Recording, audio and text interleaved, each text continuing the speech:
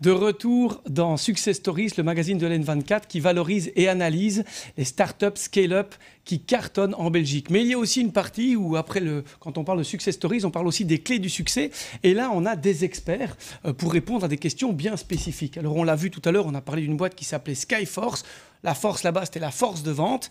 On a ici avec nous deux experts de la force de vente. Avec nous, Philippe et Joël. Alors, on commence par Joël. Joël, je lis un peu ce que j'ai noté. Vous travaillez vous êtes partenaire associé chez Penta Management, spécialisé dans l'amélioration des comportements de professionnels de haut niveau. Vous donnez entre autres des formations pour les équipes de vente. Philippe, vous, après une carrière chez Xerox, qui est un peu aussi la légende dans le secteur de la vente et HP, vous avez créé votre boîte, vous avez créé plusieurs startups et puis aujourd'hui, vous dirigez BrightBees, qui est aussi spécialisé dans la formation de vente et le recrutement des vendeurs. Alors, première question, quand on voit effectivement une boîte qui cartonne et qui vend comme ça, ce côté cold calling, téléphoner, aller recontacter. Joël, quels sont pour vous les défis quand on gère en fait une équipe de vente? Alors, ils sont multiples. Donc la première chose, effectivement, dès l'instant où on parle de gérer, de mesurer, pour mesurer, il faut déjà fixer un objectif. Et cet objectif doit être en fonction des compétences du commercial, de ses capacités. Donc ça, c'est déjà le premier challenge. Deuxième challenge, c'est dans l'accompagnement. C'est-à-dire que dès l'instant où je vais accompagner mon commercial, par la force des choses, je dois être capable de discuter avec lui des moyens, c'est-à-dire du comment atteindre cet objectif, et effectivement de l'accompagner et de le coacher. Quand on dit ça, donc vous dites de l'évaluer, vous dites de le rencontrer, c'est un petit peu évaluer comparer l'effort et le résultat. En quoi c'est important de faire ces distinctions entre l'effort et le résultat? Alors, c'est très important en matière de motivation pour la personne. C'est-à-dire que dès l'instant où vous savez, une vie de commercial, c'est quand même une vie qui est faite de haut et de bas. Donc, dès l'instant où la personne est dans une période de succès, où elle atteint ses objectifs, regarder, challenger le résultat, c'est très motivant. Okay. Par contre, si la personne est dans un creux commercial, si je regarde le résultat, je commets une grave erreur, je vais être démotivant. Et donc, par la force des choses, s'orienter sur les moyens, regarder le petit pas dérisoire, ce qui va me permettre de pouvoir atteindre l'objectif à terme. Effectivement, c'est comme ça qu'on va réussir à le motiver. Alors, Philippe, vous, quand on parle de ça, c'est quoi les clés pour avoir une équipe qui fait des ventes, selon vous? Je dirais la plus grande clé, c'est vraiment la culture de vente. Alors, cette culture de vente, en fait, elle s'inscrit dans 3 grands piliers. La première, c'est la motivation du vendeur, l'attitude en général, qui fait que le vendeur a vraiment envie, de réussir dans la vente, c'est-à-dire faire ses objectifs de vente, mais en plus aussi d'avoir un certain nombre de clients heureux. Donc ça, c'est vraiment la première mission. La deuxième, évidemment, c'est d'être vraiment bien organisé. Un vendeur doit pouvoir gérer son temps, doit pouvoir gérer de manière optimale ses clients. Et donc, une des choses clés que je conseille à toute entreprise, à tout vendeur, j'ai envie de dire, à toute équipe, évidemment, c'est d'avoir un business plan commercial pour l'année, afin en fait de visionner réellement là où on va faire le chiffre pour l'année. J'ai entendu, vous avez parlé d'une culture. Donc, oui. C'est vrai qu'on peut dire... Moi, je dirais un bon commercial, pour avoir été aussi commercial à un temps, c'est aussi un bon baratineur à un moment donné. Donc, comment on le distingue? Vous avez créé, vous, aussi un département recrutement, donc vous recrutez. C'est parce que vous avez un petit peu, vous savez détourner les pièges pour repérer ces vrais bons vendeurs? Évidemment, alors exactement. Donc, BrightBees a mis au point, je dirais effectivement, un département recrutement. Recruter et identifier des vendeurs, c'est pas si facile, c'est pas une tâche si facile, parce que la plupart des vendeurs, les bons comme les moins bons, qu'est-ce qu'ils savent très bien tous faire, c'est parler. Et donc, quelque part, ça masque un peu les défauts, et savoir parler ne veut pas toujours dire être bon vendeur. Et donc, c'est vrai que beaucoup de sociétés font appel aujourd'hui à BrightBees justement parce que nous sommes capables de vraiment détecter les bons vendeurs et surtout les moins bons vendeurs.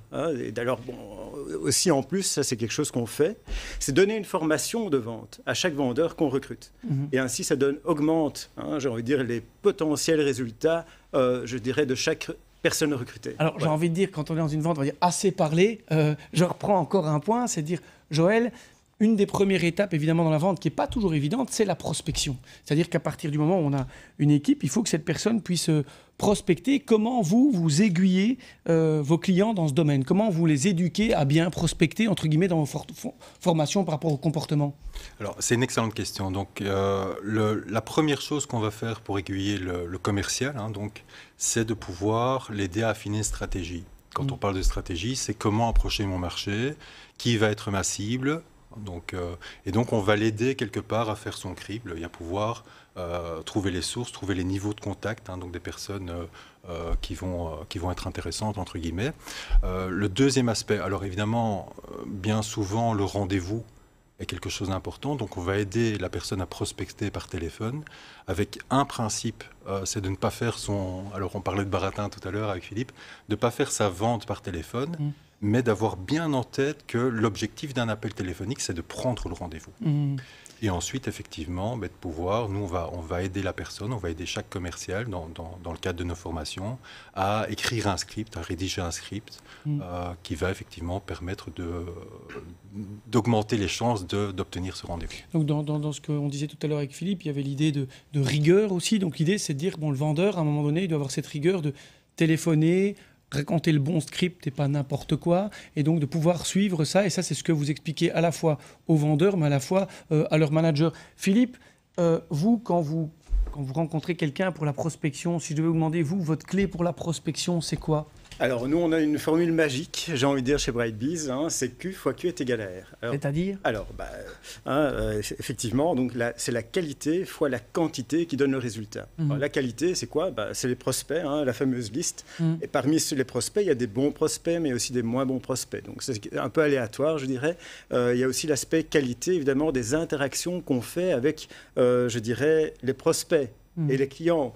Et là, évidemment, les techniques de vente peuvent aider, évidemment, à améliorer ce point-là. Mais de l'autre côté, il y a l'aspect quantité. Donc, c'est-à-dire quantité de l'activité du vendeur, la quantité des contacts, la quantité des affaires en cours, donc on qualifie, et aussi, enfin, la quantité de deals signés. En fin de compte, donc, c'est une certaine discipline et un focus qu'il faut avoir en termes de quantité. Donc on a parlé de rigueur, là on a envie de dire aussi la vente c'est un peu mathématique. Donc c'est vrai qu'on dit, si finalement j'ai vu 20 prospects, que j'en ai transformé, converti 5, j'en vois 40, j'en aurais fait 10. Donc parfois c'est une manière de revenir avec l'effort et le résultat, dire c'est vrai que tu n'as peut-être pas des bons résultats, mais enfin si tu avais vu autant de clients par rapport à ce qu'on a mesuré. Joël, quand vous voyez un commercial, on a parlé de la culture, qu'est-ce qui fait la différence entre un bon et un mauvais? Alors, on a tous la blague avec le chasseur, on a l'image des inconnus, mais c'est quoi l'image pour vous entre un bon et un mauvais commercial? Alors, le bon commercial... non, la première chose... C'est celui qui sait rire. Pardon? C'est celui qui sait rire. Exactement, c'est savoir rire. Donc, la première chose, c'est sa capacité d'adaptation. Donc, capacité d'adaptation à plusieurs choses. Donc, capacité d'adaptation, c'est bien ça le point. D'adaptation. Ok, oui, d'accord. Donc, première chose, effectivement, les préférences comportementales. Donc, être capable de repérer quel type de discours et adapter son discours en fonction de la personnalité. Donc, est-ce qu'en face de moi, j'ai un ingénieur qui va me demander toutes les technicités du produit ou quelqu'un qui veut qu'on soit bien sympa? Donc, c'est ça? C'est ça, Pierre. Donc, exactement. Alors, ce n'est pas tout à fait la casquette, mais la casquette est un autre paramètre. C'est-à-dire que le premier paramètre, c'est la typologie. Le deuxième paramètre, ce sera le niveau de la personne. Et effectivement, en fonction du fait que j'ai soit un décideur, soit effectivement un technicien, je vais parler, je vais adapter mon argumentation. Donc ça, c'est un. Deuxième aspect, en dehors de la capacité d'adaptation, il y a sa capacité d'écoute, puisque c'est pas pour rien qu'on a une seule bouche et deux oreilles, donc c'est pour écouter 2 fois plus que ce que l'on parle. Et donc la stratégie de question, la capacité d'écoute vont pouvoir permettre à la personne d'adapter son argumentation. Donc d'avoir bien compris le besoin, j'ai bien écouté, pas j'arrive et je veux absolument pousser mon produit, et puis je viens mettre le bon argument. Mais alors c'est quoi le bon argument pour un vendeur? Il est répété, il est connu, c'est quoi le bon argument? Alors, le bon argument, par définition, on a beaucoup de commerciaux qui ont tendance à réciter, entre guillemets, la liste des caractéristiques techniques de leurs produits ou de leurs services. Et je veux dire, c'est un peu comme si vous jouez au Vogelpick, donc vous envoyez, bon, si ça touche, c'est pas un bon argument, ça. Un bon argument, c'est cette caractéristique technique transformée en avantage pour la personne. Donc en gros, c'est de dire, vous m'avez dit tout à l'heure que, et donc je vous propose ceci parce que. Voilà. Ça, okay. c'est un argument adapté. Alors on a vu le bon argument, on a vu qu'il fallait écouter. La question que j'ai envie de dire, c'est à un moment donné, il faut aussi on a eu un très bon rendez-vous, mais il faut signer. Alors Philippe, pour vous, c'est quoi, entre guillemets, comment on passe à la signature ? Alors, bon, on a parlé de la prospection, effectivement, tout à l'heure. C'est vrai que la conclusion arrive plus rarement. Il faut déjà se mettre dans l'esprit qu'il n'est jamais trop tôt pour signer. La première chose qu'il faut vraiment considérer, c'est vraiment faire en sorte que d'abord le client ait vraiment confiance en vous, parce que vous êtes le vendeur et il doit avoir déjà confiance en vous, en votre société et aussi dans vos solutions. Ça, c'est vraiment une première règle. Ensuite, il faut vraiment aussi s'assurer que, comme disait Joël, que le client ait reconnu la valeur de votre solution et aussi finalement les bénéfices. Et plus les avantages et bénéfices, qu'est-ce qu'il va pouvoir en retirer comme retour sur l'investissement qu'il fera. Évidemment, dès que le client a ces 3 points, les 3 points sont alignés, à ce moment-là, ce sera vraiment naturel de signer. Et en fait, au lieu de pousser finalement à la signature, ce sera encore plus facile puisque, en fait, le client sera attiré à prendre votre bic de la main pour signer rapidement pour tous les bénéfices qui vont en ressortir. Mais donc, ça, par exemple, concrètement, vous le faites comment ? En reformulant des questions comment vous validez les idées? Oui, techniquement, tout à fait. Alors, ce qui est très important, c'est de revalider avec le client ses besoins, pour qu'il se rappelle tous les besoins et les problèmes qu'il a, de pouvoir les quantifier, de dire, voilà, aujourd'hui, vous perdez autant d'argent, demain, voilà, notre solution va vous permettre de gagner autant d'argent et autant de bénéfices. Alors, ça peut être de l'argent, de l'image, ça peut être plein de valeurs, des bénéfices que pour votre client, c'est vraiment important. Et donc, à ce moment-là, vous dites, voilà, est-ce que vous êtes d'accord que grâce à notre solution, potentiellement, vous pourriez avoir tous ces bénéfices. Dès le client... Mais pour lui, ça doit être naturel. Il va dire, oui, effectivement, c'est ce qu'on a discuté, notamment dans la découverte des besoins. Donc, pas de surprise. Et donc, logiquement, on doit demander naturellement la signature d'un contrat. Joël, vous c'est quoi vos conseils pour bien signer ? Comment vous aborderiez-vous ça ? Au niveau du comportement, comment faire signer ? Alors, je suis content que vous parliez de comportement, Pierre. Donc, notre spécialité... Penta est le spécialiste dans les comportements, bien téléphoner et bien écouter. On a vu aussi, comme vous l'avez expliqué tout à l'heure, de bien repérer qui on a en face de nous. C'est vrai que c'est important, parce que si on est trop... baratineur, entre guillemets, qu'on a quelqu'un qui veut que du concret et un Excel sheet, ça va être compliqué, mais donc dites. Oui, exactement. Donc, l'aspect ici, on va travailler sur les comportements, sur l'attitude de la personne. Et comme l'a dit Philippe, le but de la signature, le moment de la signature, c'est évidemment de sécuriser la personne. Alors, on va travailler également des techniques. Donc, il y a des techniques. Chez Penta, on propose d'allier à tous les comportements qu'on aura vus durant l'ensemble d'un trajet, on va proposer d'allier un certain nombre de techniques de conclusion qui vont d'une pression, je vais dire, la plus faible, entre guillemets. Haute pression et basse pression. Exactement. Donc, on a eu effectivement cette écoute, des exemples. Dans les techniques, j'avais entendu qu'il y avait aussi le pouvoir du silence. Oui. Alors, c'est une des techniques, c'est à un moment donné, il faut juste se taire et dire, vous donner les arguments plutôt que d'essayer de toujours blablater. Exactement. C'est une des techniques, c'est-à-dire qu'à un moment, surtout une personne qui a un niveau d'introversion assez important, il a besoin de réfléchir. Donc, dès l'instant où quelqu'un a besoin justement de remettre toutes les cases et de se dire, oui, finalement, c'est la solution qui... Mais ce moment de silence va marquer aussi un certain niveau de pression. Il faut laisser à un moment donné, effectivement, le client faire la réflexion et lui laisser le temps d'être d'accord avec ce que vous dites et ce que vous lui proposez. Et donc, c'est vrai que le silence, à un moment donné, on a tous besoin d'ailleurs d'un moment de silence pour avoir son moment de réflexion avec soi-même. Oui. Alors, dernier moment, on va voir celui qui peut pitcher le plus vite en 15 secondes chacun maximum. C'est, si vous deviez compléter, c'est quoi pour vous votre clé du succès, Joël ? Si vous deviez donner le conseil, c'est quoi ? Alors, la clé du succès. C'est d'avoir fait un tellement bon boulot que mes clients vont vendre pour moi et qu'on va me recommander.